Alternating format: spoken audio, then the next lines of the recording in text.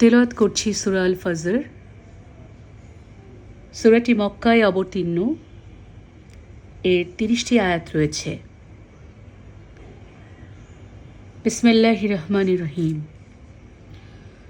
ওয়াল ফজর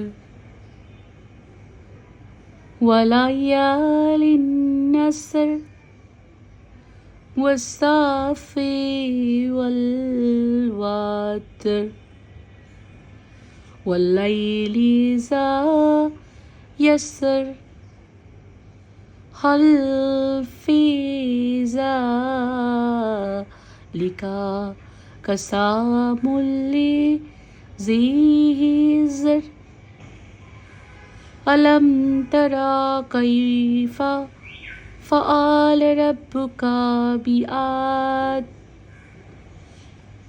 إرم ذات العماد التي لم يخلق مثلها في البلاد وثمود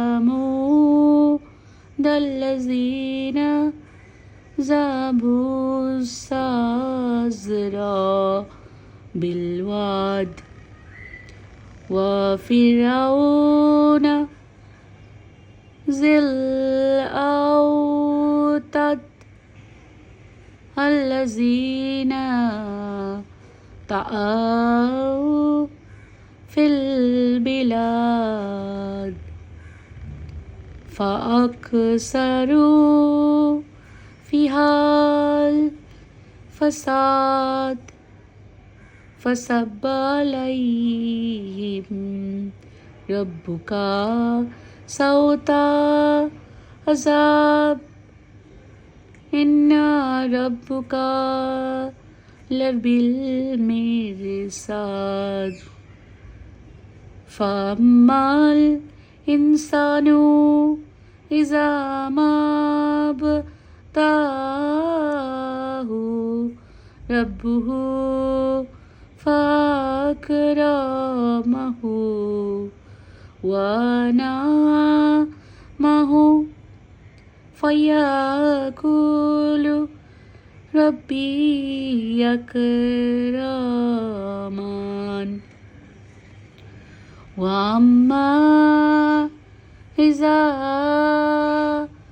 ما ابتلاه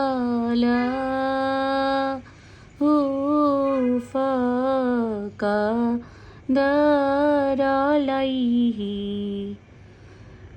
رزقه فيقول ربي أهانت كلا بل لا تكرمون اليتيم ولا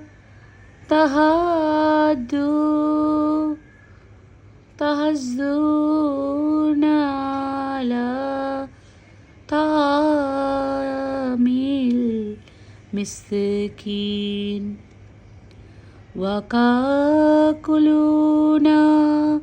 التراث أكلا لما وتحبون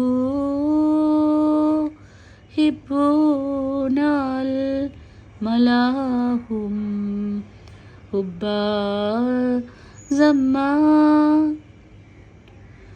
كلا إذا دكت الأرض دكا وجاء ربك والملك صفا صفا وجيء يومئذ بجهنم يومئذ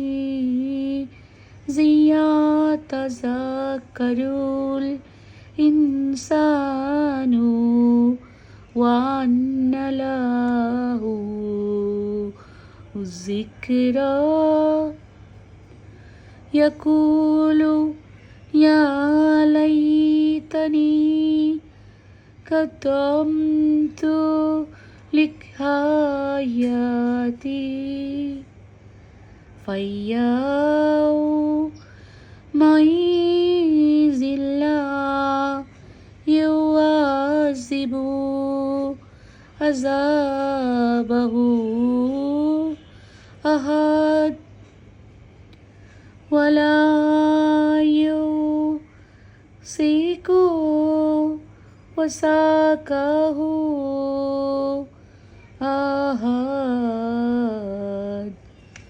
يا أيتها النفس المطمئنة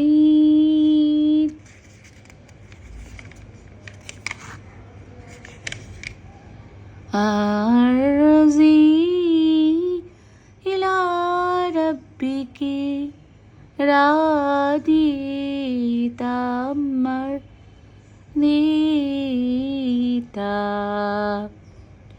فادخلي في عبادي وادخلي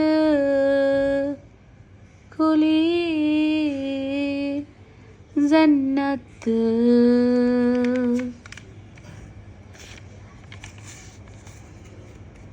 বিসমিল্লাহির রহমানির রহিম।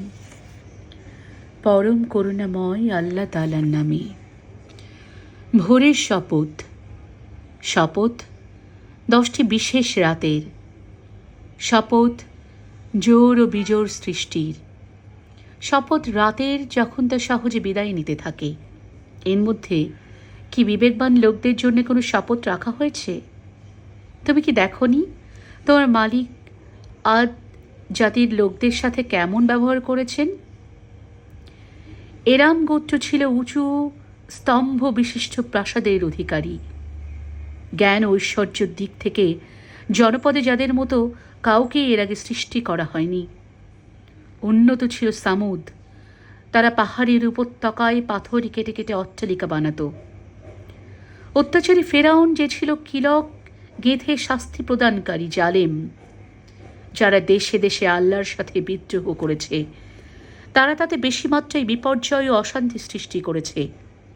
অবশেষে তোমার রব তাদের উপর আজাবের কোরার কষাঘাত হানলেন। অবশ্যই তোমার রব এদের ধরার জন্যে ওঁত পেতে রয়েছেন। মানুষটা এমন, যখন তার রব তাকে অর্থ সম্পদের নিয়ামত ও সম্মান দিয়ে পরীক্ষা করেন, তখন সে বলে, হ্যাঁ, আমার রব আমাকে সম্মানিত করেছেন। আবার যখন তিনি ভিন্নভাবে তাকে পরীক্ষা করেন এবং তার রেজেক সংকুচিত করে দেন, তখন সে নাখোশ হয়ে বলে, আমার রব আমাকে অপমান করেছেন। কখনো নয়। আসল কথা হচ্ছে তোমরা এতিমদের সম্মান করো না। মিসকিনদের খাওয়ানোর জন্য তোমরা একে অপরকে উৎসাহ দাও না।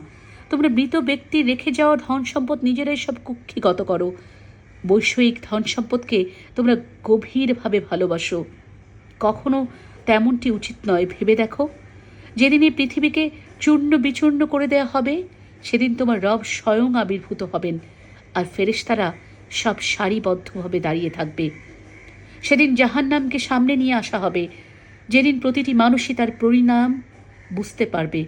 কিন্তু তখন সে বোধোদয় তার কি কাজে লাগবে? সেদিন এ ব্যক্তি বলবে, কত ভালো হতো যদি আমার এই জীবনের জন্যে কিছুটা ভালো কাজ আমি আগে ভাগে পাঠিয়ে দিতাম।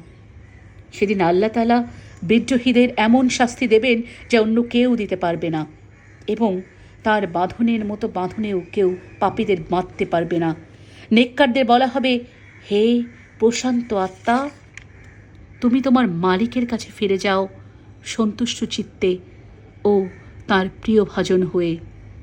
অতপর তুমি আমার প্রিয় বান্দাদের দলে সামিল হয়ে যাও আর প্রবেশ করো আমার অনন্ত জান্নাতে।